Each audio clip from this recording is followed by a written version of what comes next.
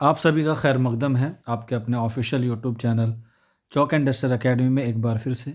और आज जैसे कि आप लोगों को मालूम है कि 13 जनवरी 2025 का ये पब्लिक नोटिफिकेशन है। हालांकि बहुत शॉकिंग नोटिस है और बहुत ही डिसअपॉइंटेड करने वाला ये नोटिस है, क्योंकि काफ़ी दिन से जो है बच्चे अपने एग्ज़ाम की तैयारी कर रहे थे। यूजीसी नेट जेआरएफ की जो बच्चों का एग्ज़ाम होने वाला था, उसमें देखते हुए ये एनटीए ने यानी कि नेशनल टेस्टिंग एजेंसी ने जो क्या कर दिया है, डेट को अनाउंस कर दिया गया है। यानी कि डेट जो है वो अब पोस्टपोन कर दी गई है आपके एग्ज़ाम की।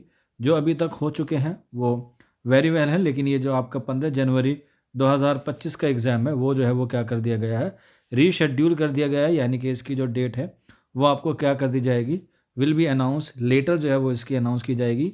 वजह बताई है उन्होंने, पोंगल और मकर संक्रांति और अदर फेस्टिवल हैं 15 जनवरी 2025 को। तो इस वजह से जो है वो इस नोटिस को जारी कर दिया गया है। आप इसे एनटीए की ऑफिशियल वेबसाइट पे जाकर जो है वो देख सकते हैं। और यहाँ पर जो सारे एग्ज़ाम हैं वो जो है वो अभी 15 तारीख के जितने भी हैं वो सारे जो है वो पोस्टपोन कर दिए जाएंगे। और जो 16 जनवरी का है वो भी जो है वो उसके बाद आपको जो है वो देखने को मिलेगा नोटिफिकेशन।